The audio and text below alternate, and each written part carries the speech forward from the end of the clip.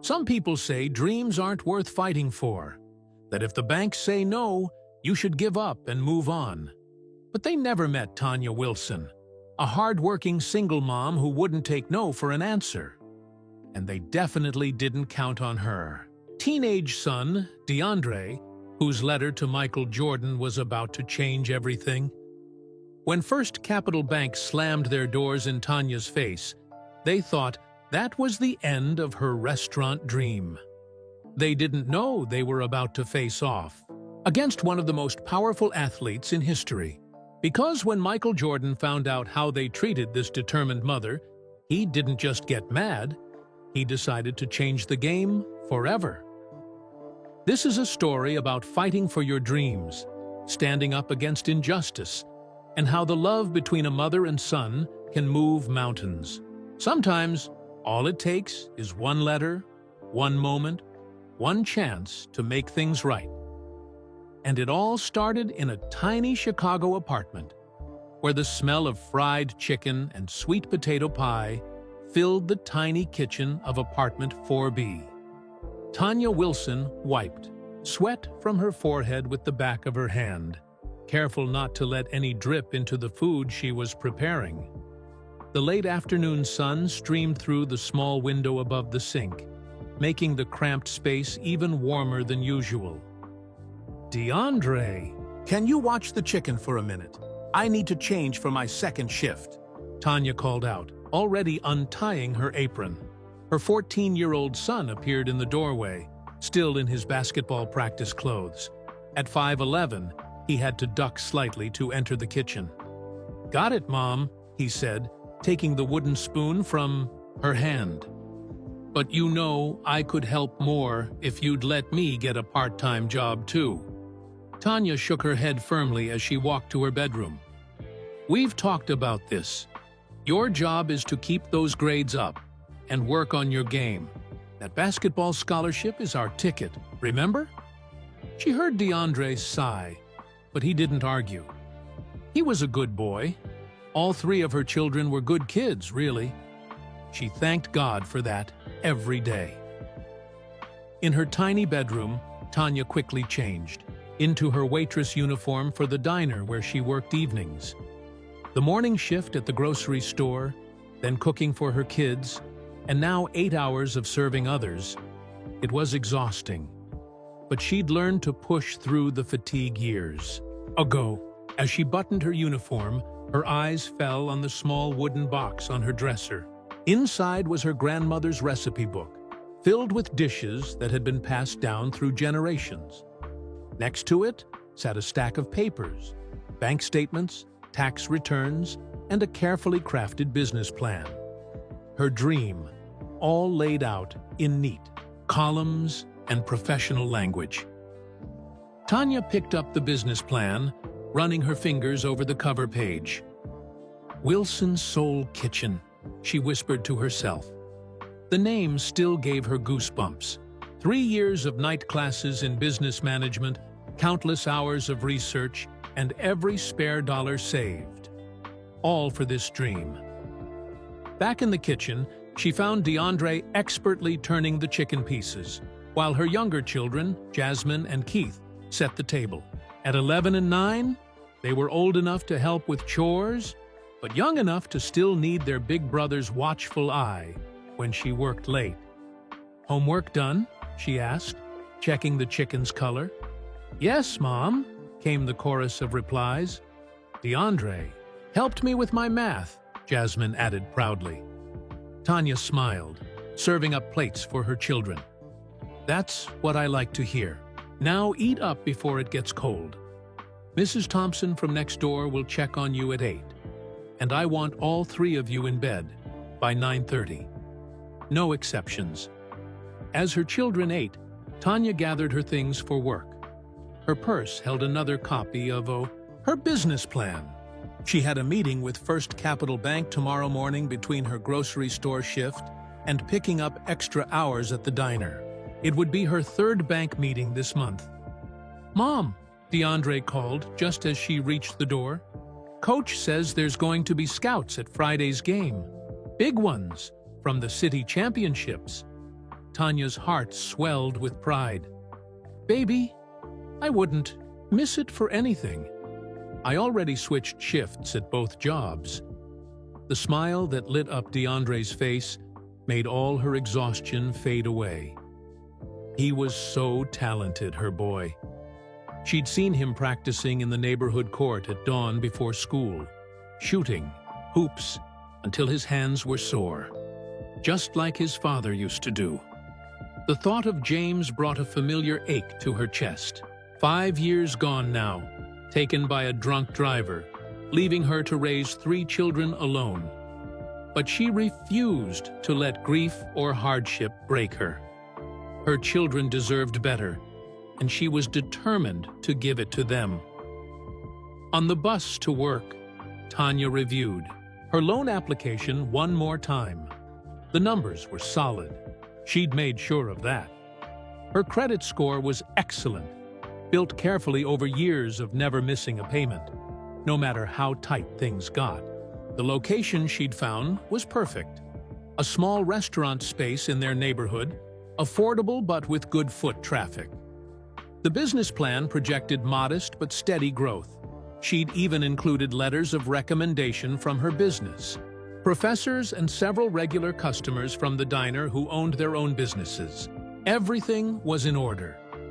Still, she couldn't shake the memory of the last 2 bank meetings, the way the loan officer's eyes glazed over as she spoke, their dismissive tones, the quick rejections. One hadn't even bothered to look at her projections. The bus hit a pothole, jolting Tanya from her thoughts. Outside the window, Chicago's South Side rolled by, a familiar landscape of concrete and determination. This was her home, her community, the place where her grandmother had taught her to cook, where her children were growing up, where her restaurant would stand. Her phone buzzed, a text from DeAndre. Chicken was perfect. Good luck at work. Love you. Tanya smiled, typing back a quick, "Love you too. Be good." Her boy, already turning into a man. She remembered how he'd stood tall last week when Mr. Peterson at the grocery store had tried to shortchange her, politely but firmly pointing out the error. Such quiet strength in him, just like his father. The diner was busy when she arrived, Friday night crowds filling every booth.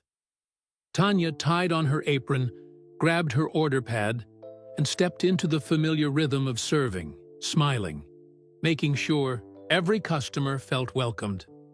"You're a natural with people," her manager often said. "You should have your own place."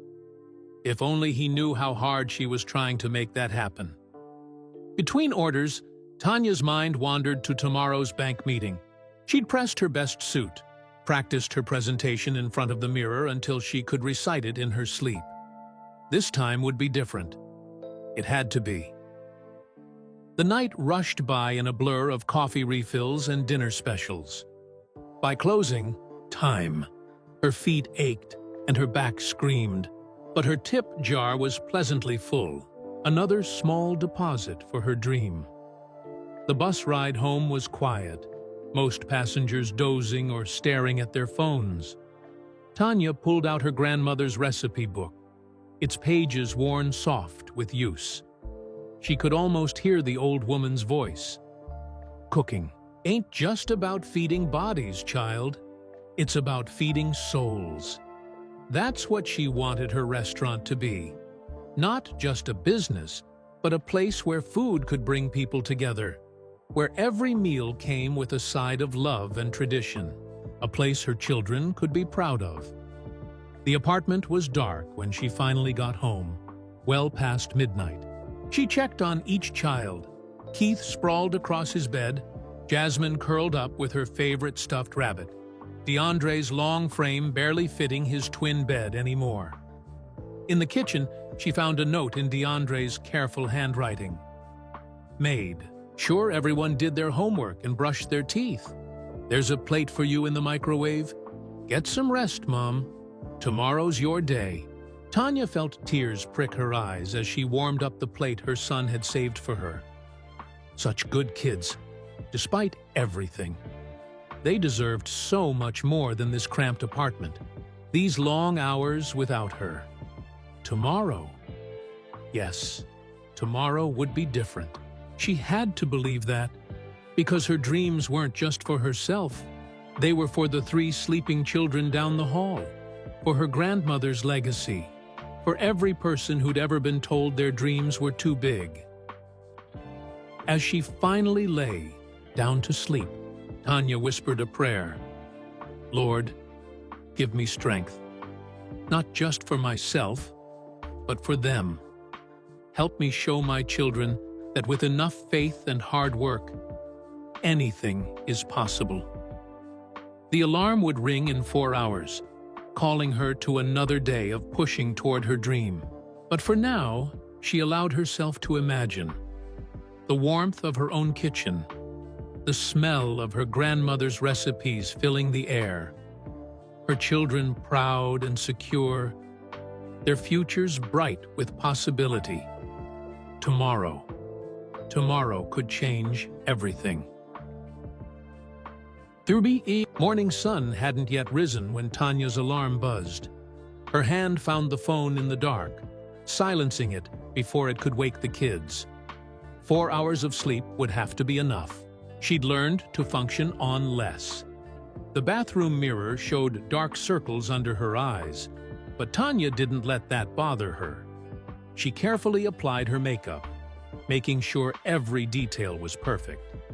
The navy blue suit she'd bought from the thrift store and altered herself still looked almost new. Professional, confident, ready. In the kitchen, she found DeAndre already up, a bowl of cereal in front of him. "You're up early," she whispered, touching his shoulder. "Wanted to wish you luck," he said, studying her outfit. "You look like a boss, Mom." Tanya smiled, her heart warming. "That's the plan." She checked her briefcase one last time.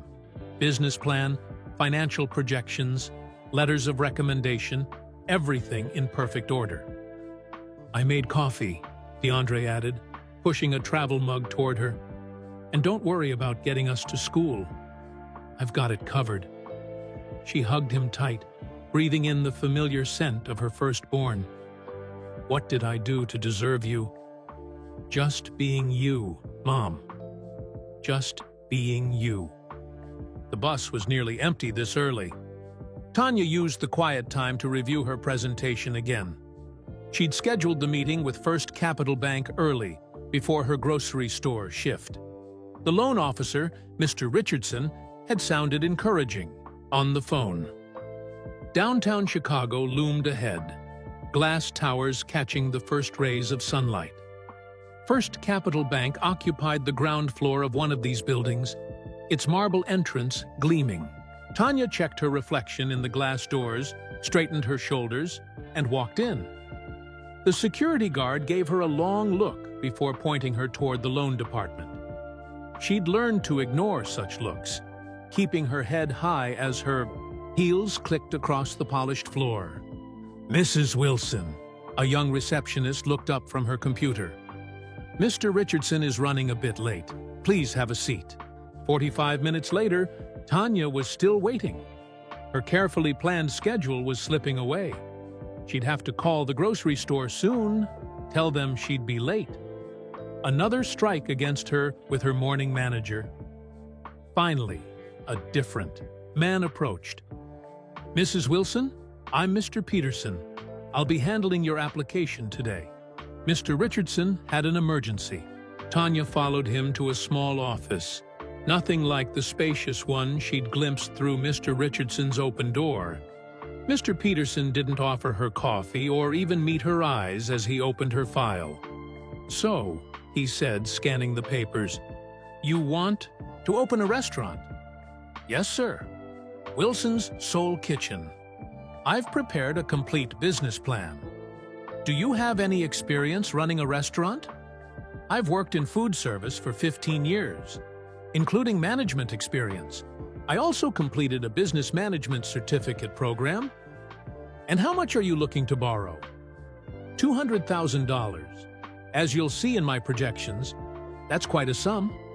He finally looked up, his expression dismissive.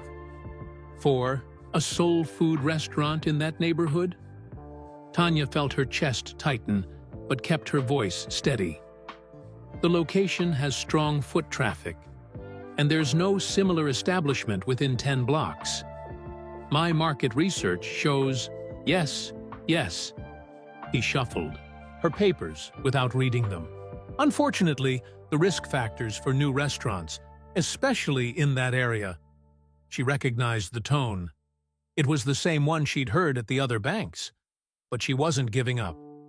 Sir, if you'll look at my credit history, I've seen enough. He closed the file. I'm sorry, but we won't be able to help you at this time. Perhaps try a smaller loan amount or a different type of business. Could you tell me specifically what concerns you about my application? It's just not a good fit for us. He stood up.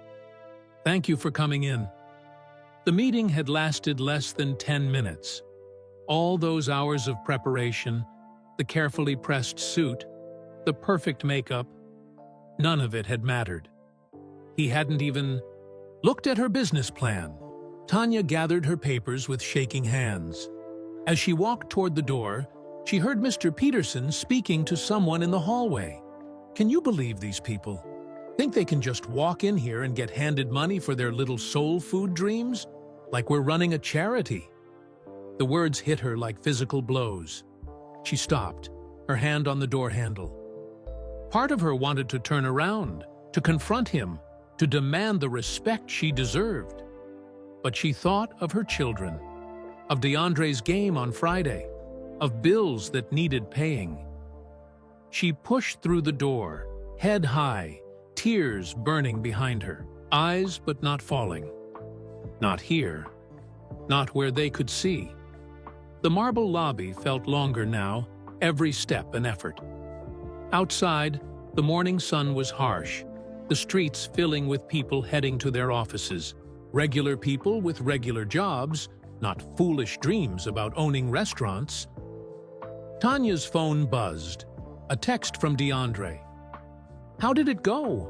She couldn't bring herself to answer. Not yet. First, she needed to get to her car, parked in a side street to save on garage fees. Just a few more steps. She didn't notice the man watching from across the street or see him frown as she hurried past. Didn't see him pull out his phone and make a call. Finally in her car, Tanya let the tears come. All the preparation, all the sacrifices, all the dreams, crushed in less than 10 minutes by someone who hadn't even bothered to read her plan. A tap on her window made her jump. DeAndre stood there, still in his school clothes, concern written across his young face. Baby, what are you doing here? You should be in school. He opened the door, crouching beside her. I had a feeling. After you didn't answer my text. He wiped a tear from her cheek. They're wrong, Mom. Whatever they said, they're wrong. You shouldn't have come. Your education is important, but so are you. He pulled her into a hug, awkward through the car door but full of love. We'll figure something out. Maybe try another bank? Tanya held her son, drawing strength from his presence. He was so much like his father. The same quiet strength, the same protective instinct. She shouldn't be letting him comfort her like this. She was supposed to be the strong one. I'm okay, she said, straightening up and wiping her eyes. Just a setback. That's all. But they both knew it was more than that. This had been her best chance, her most carefully planned attempt. What bank would be left to try? Neither of them noticed the same man from across the street was still watching, his expression thoughtful as he observed their interaction. Nor did they see him snap a quick photo before walking away, phone to his ear. Someone needs to look into First Capital Bank, he was saying. I just witnessed something that needs attention. In her car, Tanya checked her makeup in the rearview mirror. erasing all traces of tears. She had a shift to get to, children to feed, a life to live. Dreams would have to wait, but DeAndre had other plans, though he didn't share them with his mother. As he headed back to school, his mind was already forming an idea.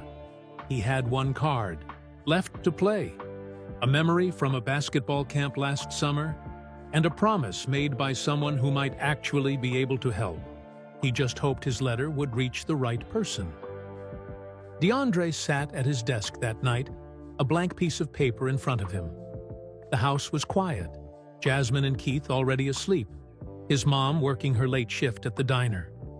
The only sound was the soft hum of the window air conditioner and the distant rumble of the L train. How do you write a letter to Michael Jordan? He closed his eyes, remembering last summer's basketball camp, the way Jordan had stopped to watch him practice. "You've got heart, kid," he'd said, after DeAndre had stayed 2 hours after everyone else left, practicing his three-pointers. "And talent. But more importantly, you've got heart." DeAndre had told him about his mom then, how she worked 2 jobs but never missed his games, how she'd taught him that giving up wasn't an option, even when things got hard. Jordan had listened, really listened, then handed him a business card. "If you ever need anything, write to this address. Sometimes people with heart need a little help making their dreams come true." The card was worn now, but the address was still clear. DeAndre picked up his pen and began to write. "Dear Mr. Jordan, you might not remember me. I'm DeAndre Wilson. We met at your basketball camp last summer. You watched me practice three-pointers and told me I had heart. I'm not writing about basketball today. I'm writing about my mom. My mom is the strongest person I know. After my dad died, she kept our family together. She works 2 jobs, at a grocery store and a diner. She never complains, even when her feet are so sore she can barely walk. She still finds time to help us with homework and come to all my games. She has a dream of opening her own restaurant. She's been saving money for years. She took night classes to learn about business. She makes the best soul food in Chicago, my grandmother's recipes. Everyone who tastes it says she should have her own place, but the banks won't give her a loan. Today, I watched her cry in her car after another bank said no. The man there didn't even look at her business plans. I heard him make fun of her dream after she left. He didn't know I was there, listening. Mom doesn't know I'm writing this letter. She'd probably tell me not to bother you. That's how she is, never wanting to be a burden to anyone. But I remember what you said about people with heart sometimes needing help. My mom has the biggest heart of anyone I know, and she needs help. I'm not asking for money. I'm just asking for someone to give her a fair chance. To look at her business plan the way you looked at me that day at camp, like what she has to offer matters. She named all her savings files on her computer Dream Fund. I saw them once when I was helping her with her taxes. 5 years of savings, and banks won't even take 5 minutes to really look at her plans. I know you're busy. You probably get thousands of letters. But if anyone understands about not giving up on dreams, it's you. You're not just the greatest basketball player ever. You're a businessman. People respect you. Maybe you could help my mom get a fair shot at her dream? That's all she needs. Just one person to really look at what she can do, instead of only seeing what they think she can't. Thank you for reading this. Sincerely, DeAndre Wilson P.S. I've been practicing those three-pointers. Made 85 out of 100 yesterday. DeAndre read the letter over 3 times, checking for spelling mistakes. His English teacher, Ms. Roberts, would be proud. He'd used all the proper letter-writing formats she'd taught them. From his backpack, he pulled out a copy of his mom's business plan. He'd taken it from her extra set when she wasn't looking. The numbers and charts might not mean much to him, but he knew they told the story of his mom's dream in a way bankers were supposed to understand. He slipped both the letter and the business plan into a large envelope. The address from Jordan's card was printed carefully in his best handwriting. Their return address went in the corner, his hand shaking slightly as he wrote it. Tomorrow was a big day. City championship scouts coming to his game. His mom had switched both her shifts to be there. He should be focusing on that, getting rest. Instead, here he was, awake at midnight, sending a letter that might never even be read. But when he thought of his mom's tears in the car, of the way that banker had smirked, he knew he had to try. She'd taught him that. You fight for what matters, even when the odds seem impossible. The sound of keys in the door told him his mom was home. Quickly, he tucked the envelope into his school bag and pretended to be studying his playbook. "You're up late?" she said, poking her head into his room. Despite her exhaustion, she smiled. "Nervous about tomorrow?" "Just reviewing plays," he said. It wasn't exactly a lie. She came in and kissed his forehead. "You'll be amazing. Now get some sleep." "Mom?" he called as she turned to leave. "I love you." Her tired face softened. "I love you too, baby. More than you'll ever know." After she left, DeAndre lay in bed, thinking about his letter. Maybe it was stupid to think Michael Jordan would even see it. He probably had people who read his mail for him, who threw away letters from random kids, but his mom always said nothing was stupid if it came from the heart, and this letter had come straight from his. Morning came too quickly. DeAndre got his siblings ready for school, just like always. But instead of heading straight to class, he took a detour to the post office. The envelope felt heavy in his hands as he approached the mailbox. "Please," he whispered, not sure if he was praying or just hoping. "Please let this help her." The letter slipped from his fingers into the box. Now all he could do was wait and play his heart out at tonight's game. After all, that's what his mom would do. Keep pushing forward, keep believing, keep trying. Just like she'd taught him. Mr. Peterson was having a terrible week at First Capital Bank. It started the morning after he'd dismissed that woman with her restaurant dream. Strange emails had begun appearing in his inbox, requesting copies of every loan application he'd rejected in the past year.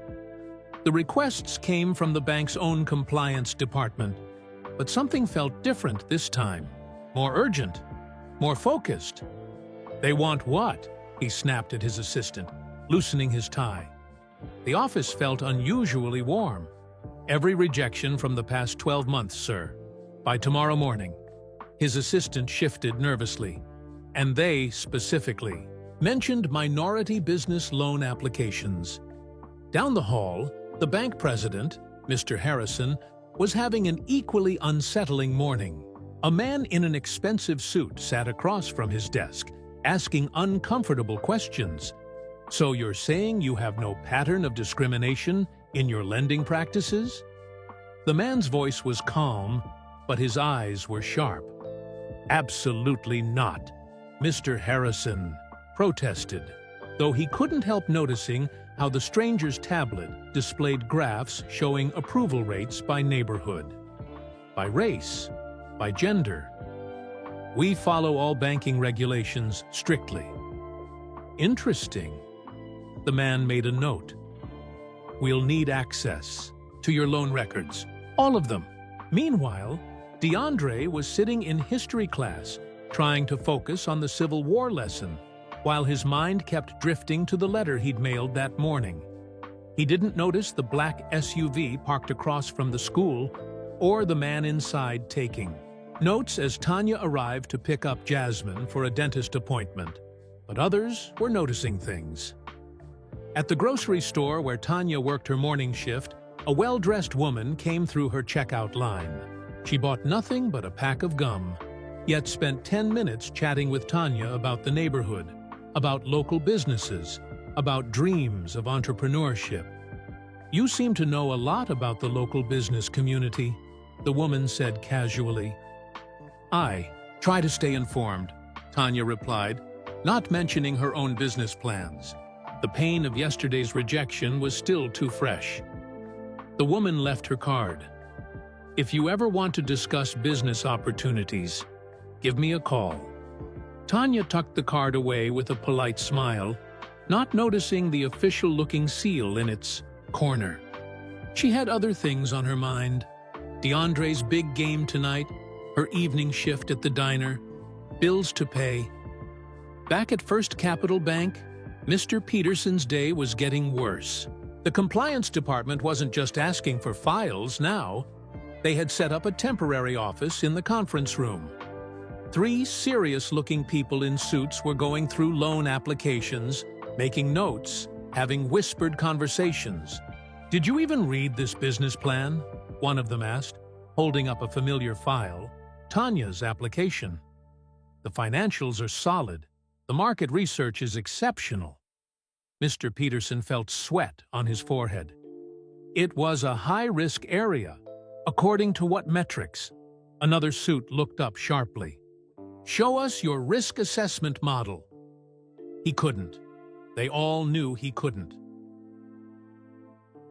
Across town, in a sleek downtown office, DeAndre's letter was being read. Not by Michael Jordan himself, not yet, but by someone who knew exactly what to do with it. "Get me everything on First Capital Bank," the reader instructed, "and find out who's been watching them already. We're not the only ones interested." The game that evening was packed. College scouts sat in the bleachers, but they weren't the only ones watching. The same man who'd observed Tanya at the bank stood in the shadows near the exit, watching DeAndre sink basket after basket. Tanya cheered from the stands, her diner uniform hidden under a borrowed jacket. Her son was on fire tonight, playing like his future depended on it. In a way, it did. "That's quite a player you've got there," said a voice beside her. The well-dressed woman from the grocery store slid into the empty seat. "He's got heart." Tanya nodded proudly, not questioning the strange coincidence. "He works so hard, never gives up. Like his mother?"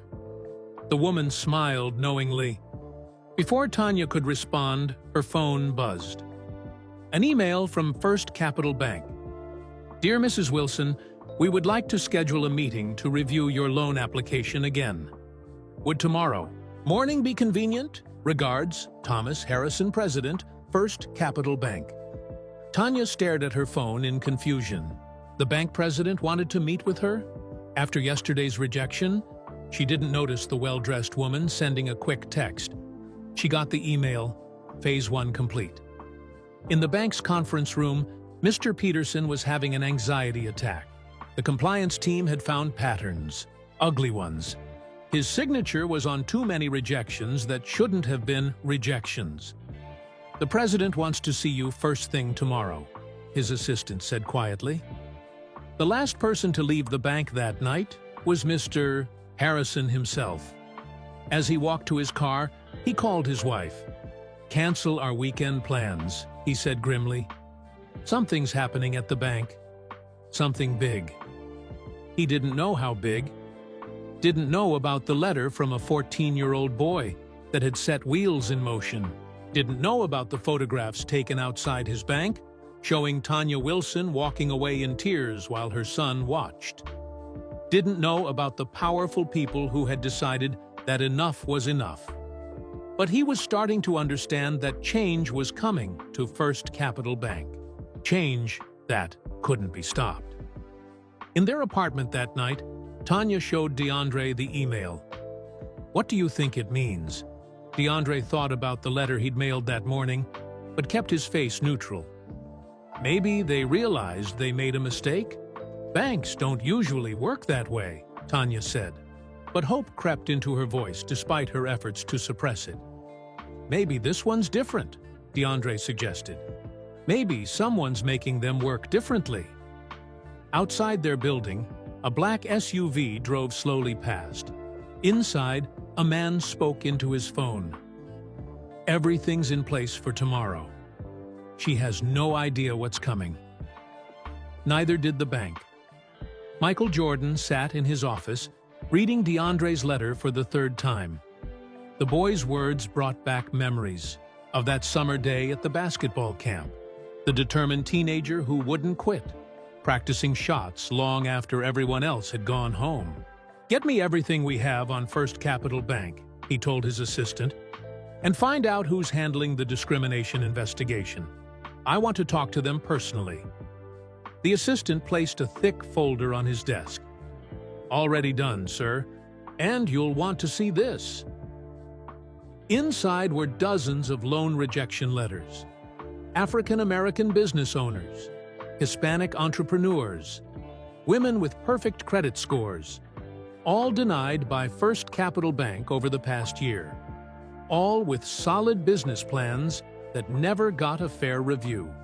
"We've been watching them for months," his assistant explained. "Mrs. Wilson's case isn't unique. It's just the latest in a pattern." Jordan picked up a photograph taken outside the bank. Tanya Wilson walking away in tears, DeAndre rushing to comfort her. "The boy's letter wasn't just about his mother, was it?" Jordan asked quietly. "It's about all of them." "Yes, sir. And we're ready to move when you are." Jordan smiled, but it wasn't his famous cheerful grin. It was the smile his opponents had learned to fear on the court, the one that meant he'd found a weakness and was about to exploit it. Then let's play ball. Across town, Tanya was getting ready for her meeting at the bank. This time, she chose her red suit, the one she'd been saving for the day she opened her restaurant. Her lucky suit, she called it. "You look powerful, Mom," DeAndre said as she checked her reflection. She felt powerful. Nervous, but powerful. Something was different this time. She could feel it. "Mrs. Thompson will watch you and the kids after school," she reminded him. "I don't know how long this meeting will take." "We'll be fine," DeAndre hugged her. "Show them what you're made of." At First Capital Bank, things were far from normal. Mr. Peterson arrived to find his office being packed up by bank security. His computer was gone, his files removed. "Mr. Harrison wants to see you," a guard told him coldly. In the president's office, Mr. Harrison wasn't alone. 2 lawyers sat with him, along with the well-dressed woman who'd been watching Tanya. "Sit down, Peterson," Harrison said. His face was gray. "We need to talk about your loan rejection patterns." Meanwhile, black SUVs were pulling up outside the bank. Men and women in suits emerged, carrying briefcases and tablets. They moved with purpose, like players taking the court before a championship game. Inside, the bank's employees whispered among themselves. Something big was happening, something that made their bosses nervous. Tanya walked through the bank's doors at exactly 9:00 a.m. The security guard, who had barely acknowledged her before, now jumped to attention. "Mrs. Wilson, please, let me escort you to the conference room." Andre T. Conference room? Last time she'd been stuck in a tiny office, but today she was led to a spacious room with floor-to-ceiling windows overlooking the city. "Can I get you coffee? Water?" A young assistant appeared at her elbow. Before Tanya could answer, the door opened again. Mr. Harrison entered, followed by several serious-looking people in suits. She recognized the woman from the grocery store and the basketball game. "Mrs. Wilson," Harrison began, his voice carefully controlled. "Thank you for coming back. We've been reviewing your application." "More like finally reading it," someone muttered. Harrison shot them a nervous look. "Yes, well, it seems we may have been hasty in our initial assessment." Tanya sat straight, in her chair, channeling all her strength. "I'm listening." Back at school, DeAndre couldn't focus on his classes. His phone kept buzzing with texts from an unknown number. Phase 1 complete. Legal team in position. MJ watching live feed. He hadn't expected anything like this when he wrote that letter. Had he started something bigger than he realized? In the conference room, Tanya watched as her business plan was projected onto a screen. But now, expert after expert stood up to praise her work. Your market analysis is exceptional. The financial projections are conservative but achievable. The location choice shows real understanding of community dynamics. Mr. Harrison kept wiping his forehead with a handkerchief. In light of this review, we would like to, that is, we are prepared to. What Mr. Harrison is trying to say, the well-dressed woman cut in, is that First Capital Bank is ready to approve your loan, with very favorable terms. Tanya's heart leapt, but her mother's wisdom echoed in her head. If something seems too good to be true, may I ask what changed since yesterday? The room grew quiet. Through the glass walls, Tanya could see more people arriving, some carrying what looked like federal badges. Let's just say, the woman smiled, that some very influential people have taken an interest in ensuring that all loan applications receive fair consideration, especially from qualified applicants like yourself. Outside the bank, news vans were starting to arrive. Someone had tipped off the media that a major banking scandal was about to break. In his office downtown, Michael Jordan watched it all unfold on multiple screens. DeAndre's letter lay on his desk, its simple words cutting through all the corporate politics and legal maneuvering. My mom has the biggest heart of anyone I know, and she needs help. Sir, his assistant appeared. They're ready for you at the bank. Jordan stood, straightening his tie. Time to make some dreams come true.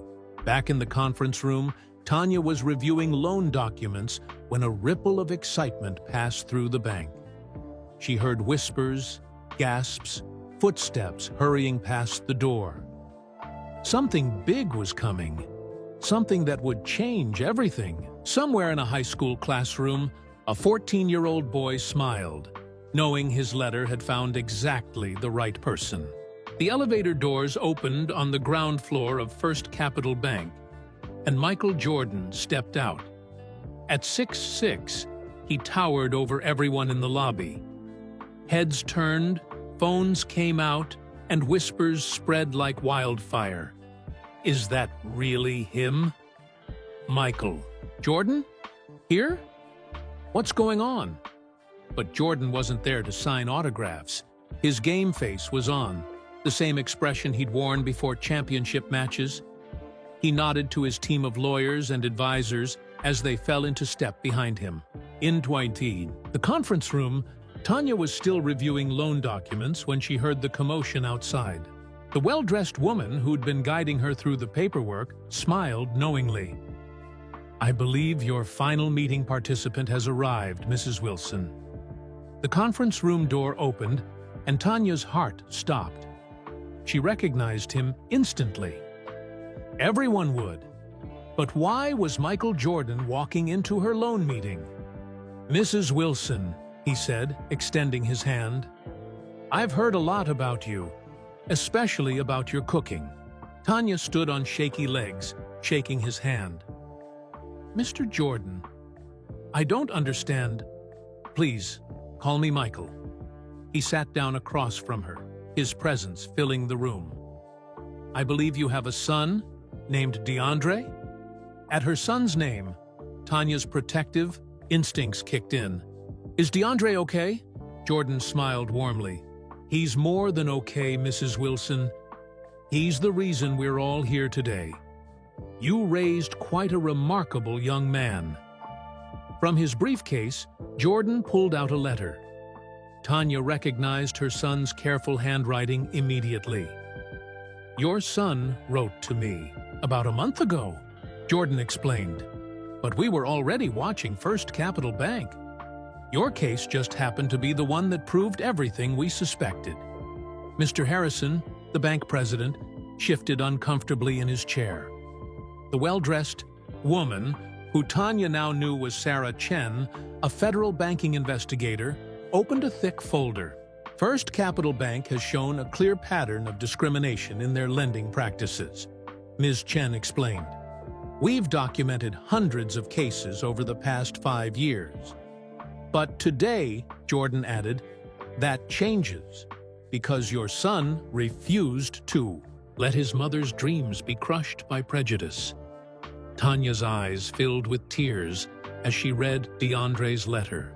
Every word was filled with love, pride, and determination. Her boy had seen her pain and found a way to fight back. We're not just approving your loan, Mrs. Wilson, Jordan continued. We're making sure this never happens to anyone else. First, Capital Bank is about to undergo some major changes. Mr. Harrison cleared his throat. We've agreed to a complete overhaul of our lending practices, new oversight, new training, new leadership, and, Jordan smiled, a new partnership program for minority-owned businesses, starting with Wilson's Soul Kitchen. Tanya's head spun. Partnership? If you're interested, Jordan said, I'd like to be a silent partner in your restaurant. I've seen your business plan. It's solid. But more importantly, I've heard about your cooking, and I believe in investing in people with heart. The room fell silent as Tanya processed his words. A loan was one thing, but a partnership with Michael Jordan? It seemed impossible. Why? She finally asked. Why would you do all this? Jordan's expression grew serious. Because your son's letter reminded me of something important. Success isn't just about talent or hard work. Sometimes it's about who gets a fair chance. Your son wrote that all you needed was for someone to really look at what you could do, instead of only seeing what they thought you couldn't. He gestured to the windows, where news vans were now lined up outside the bank. This isn't just about one loan or one restaurant, Mrs. Wilson. This is about changing the game, making sure everyone gets that fair chance. Ms. Chen stepped forward with a new set of documents. These are the partnership papers, if you're interested. Take your time, reviewing them. Everything's negotiable. Tanya looked at the papers, then at Jordan, then at her son's letter. DeAndre didn't just ask for help for me, did he? He was asking for everyone who's been turned away. Smart kid, Jordan nodded. He's got his mother's heart. Outside the iWheat conference room, bank employees gathered, trying to peek through the glass walls. They saw their president looking nervous, the famous basketball player looking determined, and a woman in a red suit sitting straight and proud. Tanya thought about her grandmother's recipes, about her children's future, about all the other dreamers who'd been turned away from this very bank. If we do this, she said slowly, I want to help others too. Maybe the restaurant could have a program for teaching young entrepreneurs, especially from neighborhoods like mine. Jordan's face broke into his famous smile. Now, that sounds like a slam dunk to me. What else you got? For the next hour, they talked business. Real business. No prejudice, no dismissal, just respect and genuine interest in her ideas. Tanya felt her confidence growing with each suggestion, each plan, each dream finally spoken aloud. Meanwhile, in the bank lobby, Mr. Peterson was being escorted out by security, carrying a box of personal items. He stopped short at the sight of the news cameras. In his classroom, DeAndre's phone buzzed one last time. Your mom is amazing, kid. Deal almost done. You started something big here. MJ. DeAndre grinned, remembering Jordan's words from the basketball camp. Sometimes people with heart need a little help making their dreams come true. Back in the conference room, Tanya signed the final document. It was done. Wilson's Soul Kitchen would become reality, with Michael Jordan as a silent partner and a mission to help other dreamers succeed. "One more thing," Jordan said, standing. "I hear your son's got some game. Mind if I stop by his next practice? I'd like to thank him in person." Tanya laughed, wiping happy tears from her eyes. "He might pass out from excitement." "Nah," Jordan smiled. "He's got his mother's strength. That kid doesn't pass out. He powers through." As they walked out of the bank together, cameras flashing and reporters calling questions, Tanya held her head high. She wasn't just walking out with a loan or a famous partner. She was walking out with validation, respect, and a chance to make a difference. And somewhere in a high school classroom, a boy who believed in his mother's dreams was about to learn that sometimes fighting for what's right changes more than just one person's story. It changes the whole game. 6 months later, the smell of fried chicken and sweet potato pie drifted out onto South Side streets from a bright storefront with a fresh coat of paint. The sign above read, "Wilson's Soul Kitchen," in warm golden letters.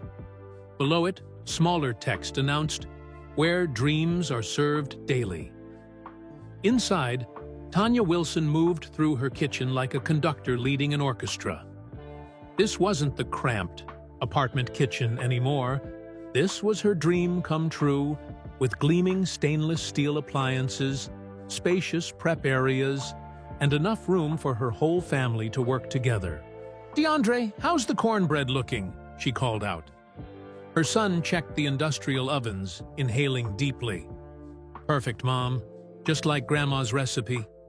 The restaurant was packed, as it had been every day since its grand opening 3 weeks ago. But today was special. Today was the first graduation ceremony for Wilson's Dream Makers, the youth entrepreneurship program Tanya had started with Michael Jordan's support. In the dining room, 10 young people sat nervously in their best clothes, each holding a business plan they'd developed over the past 6 months. They came from neighborhoods like Tanya's, carrying dreams that others might have dismissed. But not here. Never here. The bell above the door chimed, and Michael Jordan walked in, ducking slightly under the doorframe. The restaurant buzzed with excitement, but Jordan wasn't there for autographs. He was there as a business partner, mentor, and friend. "Something smells amazing," he said, greeting Tanya with a warm hug. "You outdid yourself today." "Had to," she smiled. "It's a big day for our dreamers." The young entrepreneurs straightened in their seats. They'd worked with Jordan throughout the program, but his presence still awed them. He'd shown up for every monthly meeting, offering advice, sharing stories of his own business challenges, and most importantly, believing in them.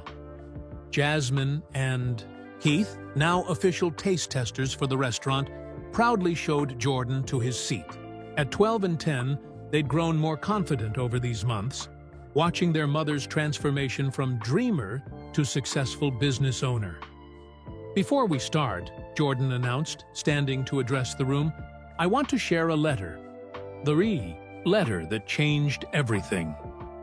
He pulled out DeAndre's now famous note, its pages worn from many readings. DeAndre blushed as Jordan began to read.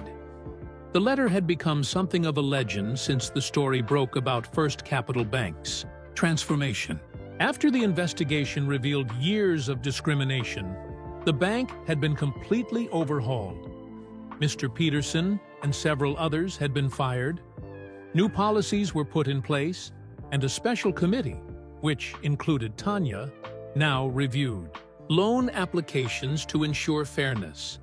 But more importantly, DeAndre's letter had sparked a movement. Other banks across the country began examining their lending practices. Jordan had used his influence to create a national program supporting minority entrepreneurs. Wilson's Soul Kitchen became more than just a restaurant. It became a symbol of change. My mom has the biggest heart of anyone I know, Jordan read from the letter. That's what DeAndre wrote, and he was right. But what he didn't know was how many hearts his words would touch. The graduation ceremony began. One by one, the young entrepreneurs presented their business plans. There was a mobile bike repair service, a tutoring program, a beauty salon specializing in natural hair care, a coding school for kids. Each presenter spoke with confidence, knowing their dreams were being taken seriously. As they finished, Tanya handed each one an envelope. Inside was a letter of pre-approval from First Capital Bank's new community development program. Your dreams matter, Tanya told them, and now you have the tools to make them real. The celebration continued into the evening. Regular customers mixed with business leaders, community members, and media. The story of Wilson's Soul Kitchen had captured people's imagination, a tale of a mother's dream, a son's love, and the power of giving people a fair chance. In the kitchen, DeAndre found his mom wiping tears from her eyes. "Happy tears?" he asked, though he knew the answer. "The happiest," she replied, pulling him into a hug. "I'm so proud of you, baby. Not just for the letter, but for believing, for not giving up." "I learned from the best," he grinned. Their moment was interrupted by Jordan poking his head into the kitchen. "Hey, basketball star, ready for some good news?" DeAndre's eyes widened. The college scouts who'd watched his game that fateful night had been impressed. Very impressed. "Full scholarship," Jordan announced. "They want you next fall." But he paused dramatically. "You'll have to promise to come back and help run the Dreammakers program during breaks." Tanya watched her son's face light up, remembering that day 6 months ago when she'd cried in her car outside the bank. How different things were now. Her restaurant was thriving. Her children were flourishing. And she was helping others achieve their dreams. The next morning's newspaper would carry a story about the Dreammakers graduation. It would mention the changes at First Capital Bank, the success of Wilson's Soul Kitchen, and the ripple effect across the banking industry. But the real story, the heart of it all, was simpler. It was about a boy who believed in his mother's dream. It was about a mother who never stopped believing in herself. It was about a community coming together to support its own. And it was about the power of giving everyone a fair shot at their dreams. Later that night, after the celebration ended and the kitchen was clean, Tanya sat in her office, her very own office, looking at the framed letter on her wall. DeAndre's words, now preserved behind glass, had changed not just their lives, but countless others. Next to it hung another frame containing her grandmother's old recipe book, open to the page with her secret fried chicken recipe. Below both frames sat a small plaque that read, "Dreams don't have expiration dates." The door opened, and Tanya looked up to see all 3 of her children. "We have something for you," Jasmine announced. Keith held out a wrapped package. Inside was a new recipe book, its pages blank except for the first one, which read, "Wilson Family Recipes, the Next Generation." "For all the new recipes you're going to create," DeAndre explained. "For all the new dreams." Tanya hugged her children close, her heart full. Tomorrow, she'd open her doors again. She'd cook her grandmother's recipes, mentor new dreamers, and continue building something bigger than herself. Because that's what dreamers do. They believe. They persist. They lift others as they rise. And sometimes, with a little help and a lot of heart, they change the whole game. Not just for themselves, but for everyone who comes after. And that, Tanya Wilson knew, was the sweetest victory of all. From a mother's dream to a community's transformation, Tanya and DeAndre's story shows us that anything is possible when we stand up for what's right. Where are you listening from? Drop a comment below and let us know. And if this story touched your heart, don't forget to hit that like button. Remember, just like DeAndre's letter, sometimes the smallest actions can create the biggest changes. See you in the next story, where more amazing real-life heroes await.